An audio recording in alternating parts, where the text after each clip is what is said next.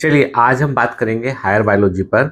हम बात करेंगे बेसिकली शीन डेलगर्नो सीक्वेंस और कोजेक सीक्वेंस के ऊपर। दरअसल क्या है कि जो एमकेट का एग्ज़ाम है, यूकेट का एग्ज़ाम है, आईमेट का एग्ज़ाम है। एमकेट जो है अमेरिका और ऑस्ट्रेलिया कनाडा के मेडिकल एंट्रेंस के लिए होता है, यूकेट यूके के लिए होता है, आईमेट जो होता है वो इटली के लिए होता है। तो इन मेडिकल एंट्रेंस एग्जामिनेशंस में थोड़े से हायर लेवल के क्वेश्चन पूछे जाते हैं, एनसीईआरटी बेस्ड क्वेश्चंस नहीं होते हैं। यहाँ पर बायोलॉजी हायर साइड का होता है, फिजिक्स जो है वो एकदम इजी होता है, केमिस्ट्री जो है वो मॉडरेट लेवल का होता है, पर बायोलॉजी काफ़ी कठिन आता है। तो उसमें कुछ क्वेश्चंस हैं जो बड़े इंपॉर्टेंट क्वेश्चन हैं जो बार बार पूछे जाते हैं, तो उन पर ये सीरीज बेस्ड है। तो आज हम बात करेंगे बेसिकली जो है ट्रांसलेशन का इनिशिएशन कैसे होता है उस पर बात करेंगे हम, ठीक है ना। तो let's go to the Shine Dalgarno sequence and Kozak sequence क्या होते हैं उस पर हम बात करते हैं, ठीक है। देखिए जैसे आपके सामने एक पजल दिखाई पड़ रही है, यहाँ पर एक चूहा है, उस चूहे को चीज तक पहुंचना है। और बचपन में आपने ऐसे कई सारे पजल सॉल्व किए हुए हैं आपने, ठीक है ना। जब आप छोटे थे ना तो न्यूज़पेपर में, मैगजीन्स में ऐसा आता था, तो आप उसको पेन से फिर वहां तक पहुंचाते थे। अभी इसे सॉल्व करने नहीं बैठना आपको। अभी सिंपल सी बात यह है कि यहाँ पर ए बी सी 3 उसे रूट दिखाई पड़ रहे हैं, उसमें से कौन से रूट से वो चूहा जो है वो चीज तक पहुंच सकता है, ठीक है। आज हमें कहीं पहुंचना होता है, आज किसी जगह पर हमें पहुंचना होता है, तो हम क्या करते हैं, हम जीपीएस का उपयोग करते हैं, ठीक है। हम नेविगेशन का उपयोग करते हैं, जीपीएस का उपयोग करते हैं। उसे क्या है, हमें मालूम चल जाता है कि हमें कौन सा टर्न लेना है, किस सर्कल से फर्स्ट एग्जिट लेना है, सेकंड एग्जिट लेना है, ये हमको मालूम चल जाता है। अब जैसे आप स्क्रीन पर देख रहे हैं, आपको दिखाई पड़ रहा है कि हम सब जानते हैं कि चेन इनिशिएटिंग कोडॉन होता है एयूजी, जो मिथ्योनिन को कोड करता है यूकैरियोटिक में, और प्रोकैरियोटिक में ये फॉर्मल मिथ्योनिन को कोड करता है। मतलब किसी भी प्रोटीन चेन के बनने की शुरुआत एयूजी से होती है। एयूजी चेन इनिशिएटिंग कोडॉन है, मतलब वहां पर जो है राइबोसोम वहीं से जो है वो सीक्वेंस को पढ़ना शुरू करेगा, प्रोटीन चेन को वो बनाएगा। यहां पर आप देख रहे हैं, यहां पर आपको जो है एयूजी 1 2 3 जगह पर दिखाई पड़ रहा है आपको। कई बार क्या होता है, कई बार एयूजी जो है वो मल्टीपल जगह पे होता है। अब प्रश्न ये उठता है कि कौन सा सही है, मतलब इन चारों में से कौन सा ऐसा है कि जो चेन इनिशिएटिंग कोडॉन है। जैसे यहाँ पे मैंने स्क्रीन पे बना रखा है, ग्रीन से एयूजी लिखा है, फिर रेड वाला स्टार्ट, वहां भी एयूजी था ना। इस जगह पर यदि मैं बोलूं आपसे, तो यहाँ पर भी जो है, यहाँ पर भी जो है वो, यहाँ पर भी जो सीक्वेंस है वो एयूजी ही यहाँ पर प्रेजेंट है, ठीक है। बाकी थी तो कौन, कैसे पहचाना कि यही सीक्वेंस है, कैसे पहचाना कि यहीं से प्रोटीन सिंथेसिस की शुरुआत करनी, ये कैसे पहचाना गया, ठीक है ना। मतलब इसका मतलब तो ये हुआ कि मॉलिक्यूलर लेवल पर भी जीपीएस एग्जिस्ट करता है। इसका मतलब ये है हुआ कि राइबोसोम को ये पता था कि उसे किस एयूजी के पास पहुंचकर वहां से काम शुरू करना है, और यहीं से सारी कहानी शुरू होती है, ठीक है। मतलब ये है कि द स्टार्ट कोडॉन डायलेमा क्या कहता है कि ए typical mRNA, a typical mRNA contains numerous AUG codons.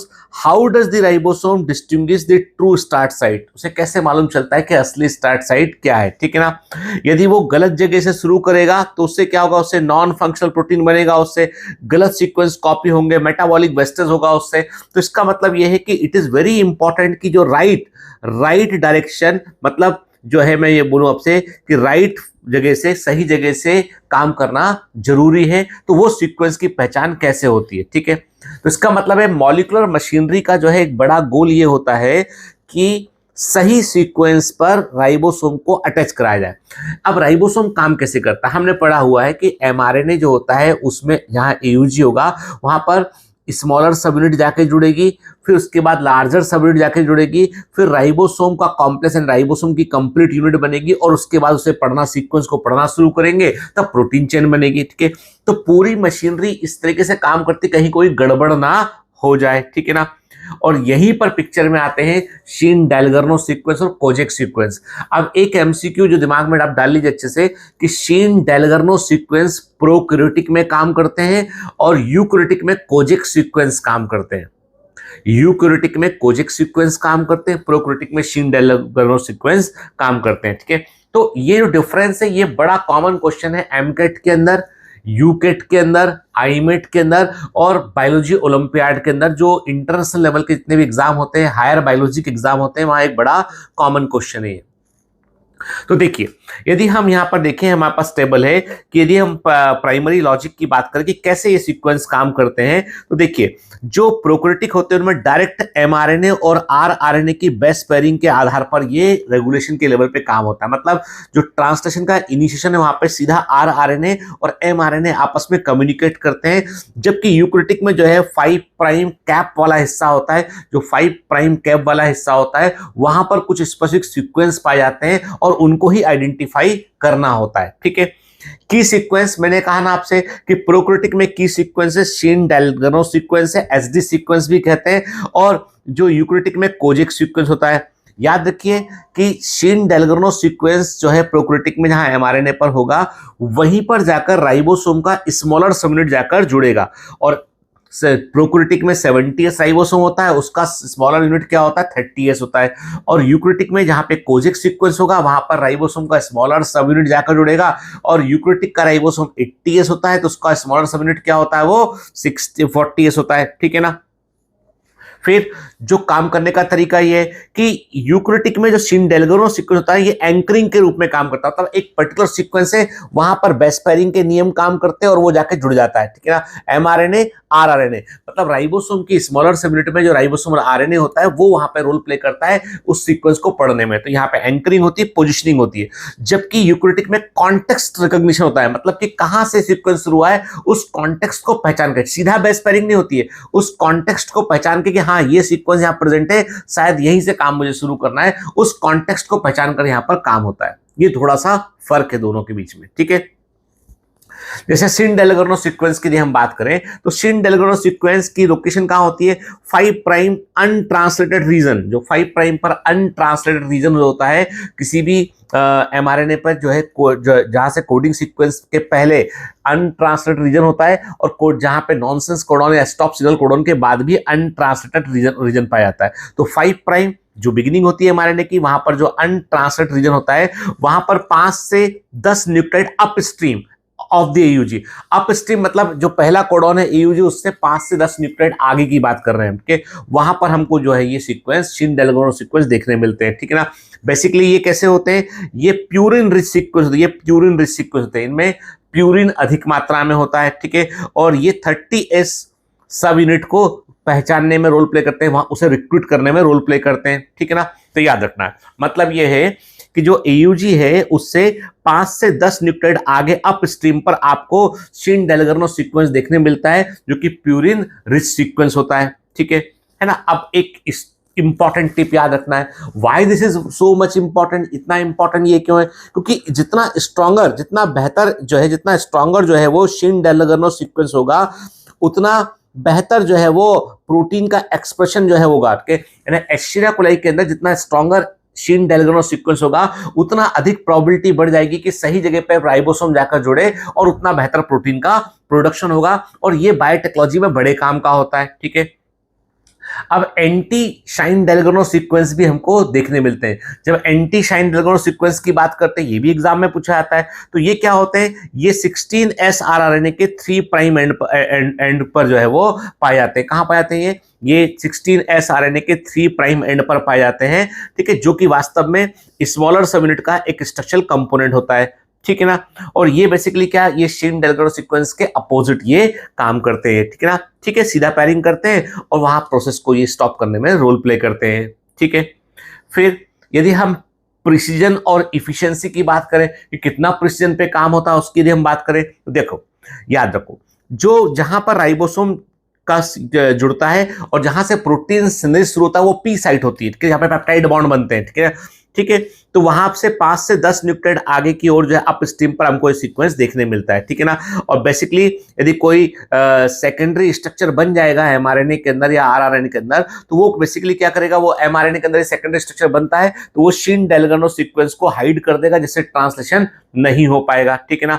तो याद रखो, bacterial mRNA often encode multiple protein on a single transcript. Bacteria में क्या होता है कि ट्रांसक्रिप्शन और ट्रांसलेशन कपल्ड होता है, ठीक है।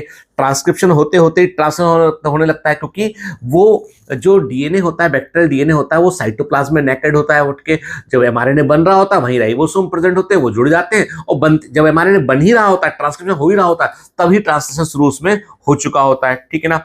हर एक जीन जो होता है उसका अपना एक इंडिपेंडेंट एसडी सीक्वेंस होता है, शिन-डेलगर्नो सीक्वेंस होता है, याद रखना अच्छे से। इसीलिए पॉलीसिस्टोनिक एमआरएनए, ध्यान से बस, इसीलिए पॉलीसिस्टोनिक एमआरएनए में 3 अलग अलग प्रोटीन चेन बन सकती है। मान लो पॉलीसिस्टोनिक आरएनए में 3 जीन प्रेजेंट है, पॉलीसिस्टोनिक एमआरएनए में 3 जीन प्रेजेंट है, तो 3 प्रोटीन चेन साइमल्टेनियस बन सकती है, बिकॉज शिन-डेलगर्नो सीक्वेंस वहां पे इंपॉर्टेंट रोल प्ले करता है, तीनों को अलग अलग कर देता है वो, ठीक है ना, कि यहां तुम जोड़ो, अब यहां तुम जोड़ो, यहां तुम जोड़ो, ठीक है ना। नहीं तो तुम सोचो ना कि जो हम ओपेरॉन पढ़ते हैं उसमें Z/A 3 जीन होते हैं, तो 3 तरह के प्रोटीन कैसे बन सकते हैं, तो एक ही प्रोटीन बन जाता है पूरा वो, लेकिन नहीं, क्योंकि शिन-डेलगर्नो सीक्वेंस यहां प्रेजेंट है, तो जहां कहां जुड़ना है, कहां से काम शुरू करना है, तो तीनों पर एक साथ काम चल रहा होता है, ठीक है ना। चलिए, तो इसका मतलब हर एक जीन का अपना एक इंडिपेंडेंट शिन-डेलगर्नो सीक्वेंस होता है। अब बात करते हैं कोजेक सीक्वेंस क्या होता है। कोजेक सीक्वेंस यूकैरियोटिक में होते हैं, ठीक है ना। अब कोजेक सीक्वेंस के कॉन्सेप्ट की बात करते हैं, ये कॉन्टेक्स्ट के आधार पे काम करते हैं, मतलब यहाँ पे सीधा सीक्वेंस को पढ़ा नहीं जाता है, उसके कॉन्टेक्स्ट को ध्यान रखा जाता है। जैसे कि इसमें जब भी कभी एयूजी जो होगा उससे यदि आप अप स्ट्रीम जाएंगे, उससे आप अप स्ट्रीम जाएंगे, तो आपको जो है वो प्यूरिन ए और जी, एडेनिन या ग्वानिन आपको देखने मिलेगा हाई इफिशिएंसी में। ये अप स्ट्रीम है, अप स्ट्रीम पर आपको एडेनिन ग्वानिन के सीक्वेंस आपको यहाँ पर देखने मिलेगा। फोर्थ पोजीशन पे ये फोर्थ पोजीशन पे क्या देखने मिलेगा आपको, ग्वानिन देखने मिलेगा आपको। तो मतलब ये है कि एयूजी को पहचानने के लिए उसके पहले एक सीक्वेंस है और उसके बाद एक सीक्वेंस है, उसी कॉन्टेक्स्ट को पहचाना जाता है। कॉन्टेक्स्ट का मतलब ये कि यहाँ पे ऐसा हो रहा है, यहाँ पे ऐसा हो रहा है, तो इसका मतलब यही एयूजी प्रेजेंट है। अभी सीधा सीक्वेंस नहीं पढ़ा आपने, आपको पता है कि यहाँ पर ये है, यहाँ पर ये, तो जासूसी किया आपने, ठीक है, और आपने पता लगाया, तो वो कहता है आपसे कि -3 पोजीशन, मतलब एयूजी से 3 ट्रेड आगे की और अप स्ट्रीम पर हमको जो है देखने मिलेगा एक सीक्वेंस, ठीक है ना। देखो जीसीसी देखने मिल रहा है, और वो बोल रहा है आपसे कि +4 पोजीशन पे एक ग्वानिन है, एयूजी के बाद एक ग्वानिन हमको, ये क्या हो गया 1 2 3, और ये +4 पोजीशन के एक ग्वानिन हमको यहां पर देखने मिलेगा। यही कॉन्टेक्स्ट इंपॉर्टेंट है एयूजी को पहचानने के लिए कोजेक सीक्वेंस में, ठीक है ना, ध्यान देना, ठीक है। यहां पे क्या हो रहा है, यहां पर जो है वो 40S राइबोसोमल सबयूनिट जो है वो बेसिकली जो एमआरएनए का 5 प्राइम एंड है, वहां पे 7 मिथाइल ग्वानोसिन होता है। आपको पता है ना, जब एचएनआरएनए से एमआरएनए बनता है तो उसमें कैपिंग होती है, टेलिंग होती है, स्प्लाइसिंग होती है, तो 5 प्राइम एंड जो होता है वहां पे 7 मिथाइल ग्वानोसिन जुड़ता है, वहां पर उसको ही, उस 7 मिथाइल ग्वानोसिन को ही पहचानने का काम करता है राइबोसोम का स्मॉलर सबयूनिट, ठीक है ना। फिर इसके बाद जो है स्कैन करता है, वो एमआरएनए को स्कैन करता है और पता लगाता है वो कि जब स्कैन करेगा तो एटीपी खर्च करेगा, पता लगाएगा कि एयूजी कोडॉन कहां प्रेजेंट है, और वो उसके लिए वो कोजेक सीक्वेंस का उपयोग करता है। कोजेक सीक्वेंस क्या कहता है कि एयूजी के पहले 3 पहले जो है आपको ग्वानिन देखने मिलेगा, आपको, और उसके बाद आपको जो है वो प्यूरिन, ग्वानिन देखने मिलेगा, एडेनिन देखने मिलेगा, प्यूरिन देखने मिलेगा, बाद में आपको +4 पोजीशन पे ग्वानिन आपको देखने मिलेगा। और एक बार कॉन्टेक्स्ट को पहचान लिया, राइबोसोम की कंप्लीट यूनिट बन जाती है, ठीक है ना। अब बड़ी इंपॉर्टेंट है, जो क्वेश्चन पूछा गया है एमकेट के अंदर, व्हाट इज लीकी स्कैनिंग, ठीक है ना।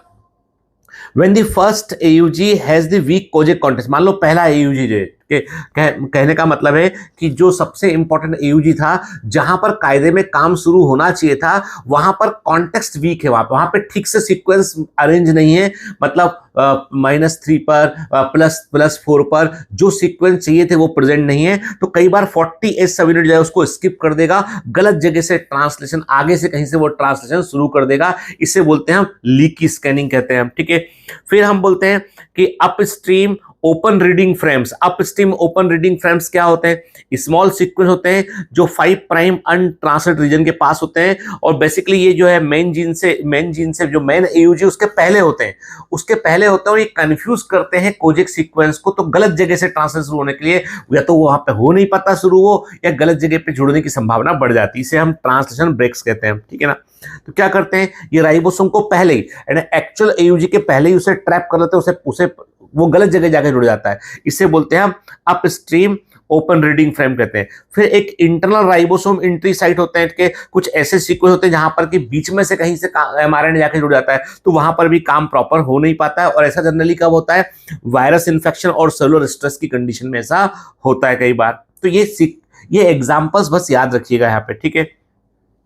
अब यदि हम ट्रांसलेशन के इनिशिएशन का लॉजिक को फिर से कंपेयर करें तो बेस पेयरिंग के पॉइंट ऑफ व्यू से हम कहें यहाँ पे, तो शिन डेलगर्नो सीक्वेंस में डायरेक्ट एमआरएनए और आरआरएनए के बीच की पेयरिंग होती है, सीक्वेंस को पहचानते हैं, ठीक है। यहाँ पे डायरेक्ट पेयरिंग कोजिक सीक्वेंस में नहीं होती है, ठीक है। एंट्री पॉइंट की बात करें हम, तो शिन डेलगर्नो सीक्वेंस में जो एंट्री पॉइंट है वो नियर शिन डेलगर्नो सीक्वेंस होता है, ठीक है। और यहां पर क्या होता है, कोजिक में एंट्री पॉइंट किसका entry point, smaller subunit of ribosome का एंट्री पॉइंट यहां पर जो है 5 प्राइम एंड पे होता है, कैप डिपेंडेंट होता है वो, ठीक है ना।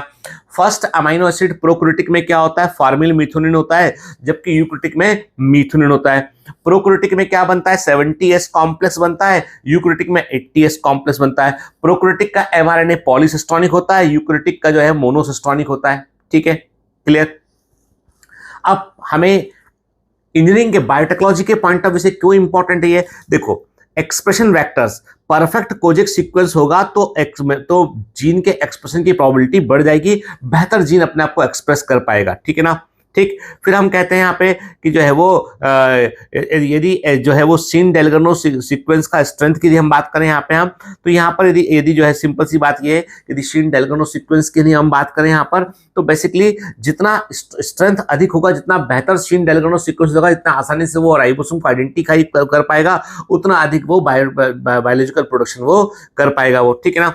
फिर क्लिनिकल इनसाइट की बात करते हैं, कोजिक सीक्वेंस में म्यूटेशन होने पर थैलेसेमिया नाम की बीमारी होती है, ये इंपॉर्टेंट है, एमकेट का क्वेश्चन है ये, ठीक है, अमेरिकन मेडिकल एंट्रेंस एग्जाम में पूछा गया है, ठीक है। तो कोजिक सीक्वेंस जो होता है वो थैलेसेमिया से लिंक्ड होता है, ठीक है ना। अब कुछ हाई यील्डिंग ट्रैप है यहाँ पे क्वेश्चन कंफ्यूज करते हैं, याद रखिए। SD sequence Shine Dalgarno sequence mRNA पर होता है, anti Shine Dalgarno sequence 16S rRNA पर होता है, तो उल्टा मत कर देना, याद रखना, ठीक है। फिर कोजिक सीक्वेंस कॉन्टेक्स्ट के आधार पे काम करता है, स्कैनिंग करता है कैप वाले हिस्से से, ठीक है, डायरेक्ट बेस पेयरिंग वो नहीं करता है, ठीक है। बैक्टीरिया या प्रोकैरियोटिक फार्मिल मिथुनिन का उपयोग करते हैं, यूकैरियोटिक मिथुनिन का उपयोग करते हैं, ठीक है। तो कुल मिलाकर बात ये समझ में यह बात आई हमको कि प्रोकैरियोटिक में ग्रिप एंड प्लेस प्लानिंग होती है, यानी उनके काम करने का तरीका होता है ग्रिप एंड प्लेस तरीका होता है प्रोकैरियोटिक के अंदर। यूकैरियोटिक में स्कैन एंड रिकॉग्नाइज तरीका होता है, मतलब शिन डेलगर्नो सीक्वेंस कैसे काम करते हैं, ग्रिप और प्लेस के रूप में काम करते हैं, कोजिक सीक्वेंस स्कैन और रिकॉग्नाइज के रूप में काम करते हैं। अब इस वीडियो को आपने देखा हो तो अब आप मुझे 2 प्रश्नों के उत्तर दीजिए कमेंट में। कमेंट में आपको 2 प्रश्नों के उत्तर देना है। पहला, which rRNA molecule contains the anti Shine Dalgarno sequence, किस आरआरएनए मॉलिक्यूल में एंटी शिन डेलगर्नो सीक्वेंस होता है। दूसरा क्वेश्चन ये है, what are the 2 most critical position, what are the 2 most critical position in the Kozak sequence. ये 2 प्रश्नों के आपको उत्तर देने हैं आपको, ठीक है, क्लियर। चलिए, तो हायर बायोलॉजी वाली सीरीज में हम समय समय पर आपको वो कोर कॉन्सेप्ट जो आपके काम आएंगे एमकेट में, यूकेट में, आईमेट में और जेआरएफ नेट के एग्जाम में, एमएससी एंट्रेंस के एग्जाम में, यूपीएससी के एग्जामिनेशन में, स्टेट पीएससी के एग्जामिनेशन में, उन कॉन्सेप्ट को यहां पर हम लेंगे। आप किस चीज का कॉन्सेप्ट मुझसे अगला चाहते हैं कमेंट में लिख भेजिए, और मैं जैसे ही मुझे समय मिलेगा मैं उस पर वीडियो बनाकर आपको जरूर दूंगा। All the best.